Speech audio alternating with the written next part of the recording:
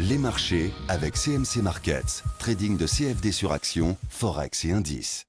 Salut, c'est Trado, content de vous retrouver pour ce format habituel de l'analyse du CAC 40, à ceci près que j'ai pas eu le temps de me mettre dans le bain des news économiques, donc je vais me contenter de faire une analyse purement technique, mais au moins vous avez le son maintenant. Alors comme on peut le voir aujourd'hui, eh bien la séance termine plus mal qu'elle n'a commencé puisque nous avons réussi au plus haut de la séance à aller chercher les 4135, mais finalement il a dû se passer quelque chose au niveau des fondamentaux parce qu'on a perdu progressivement du terrain pour venir échouer un petit peu lamentablement au contact de la fameuse zone de support qui est mentionnée maintenant depuis de nombreuses semaines puisqu'elle joue alternativement le rôle de zone de résistance comme elle peut jouer le rôle de support, et c'est le cas actuellement.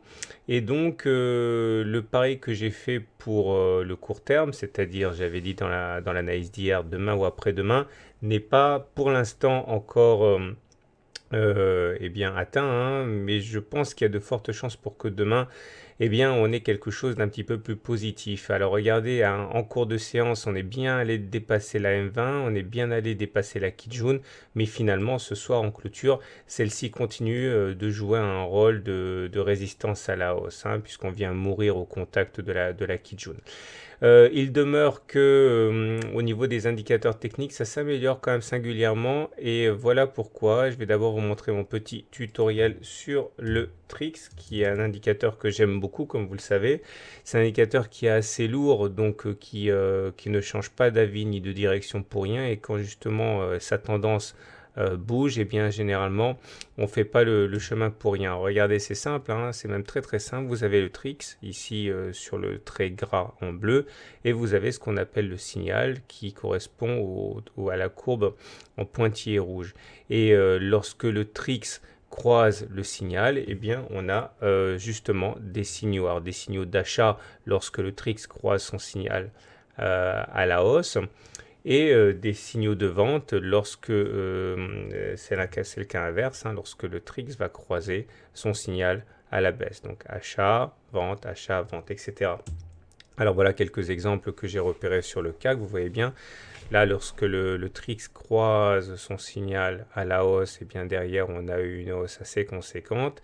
Inversement, lorsque un petit peu plus tard on a croisé à la baisse le signal, et bien ça a donné une décrue assez significative, etc., etc. Bon, rien ne fonctionne à tous les coups, mais s'il y a un signal de moyen terme qui fonctionne plutôt pas trop mal, c'est bien le Trix. Alors si j'en parle comme d'habitude, ce n'est pas fortuit, c'est parce que si vous regardez ce qui se passe aujourd'hui au niveau du Trix, eh bien regardez, on vient de croiser à la hausse. Alors on peut toujours faire des croisements pour rien, c'est pas exceptionnel, mais il est vraiment très très très très rare qu'on croise le signal sans qu'il y ait derrière un mouvement d'ampleur. Donc regardez, maintenant on a le SAR qui est en dessous des cours, ça c'est bien. On a le Trix qui vient de croiser son signal à la hausse, c'est bien. Le momentum, comme j'ai expliqué hier, lorsque le momentum bascule positif dans un contexte où le MACD est au-dessus de son signal, c'est un de mes signaux de trading préférés. Les volumes restent sur des niveaux assez médiocres, mais bon, c'est pas très significatif, c'est ni en hausse ni en baisse.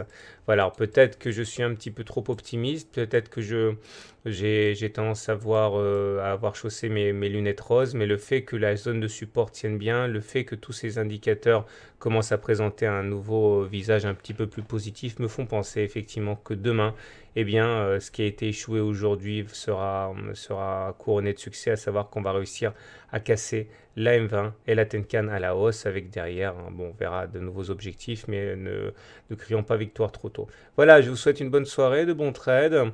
Je vous dis à demain pour la mise à jour.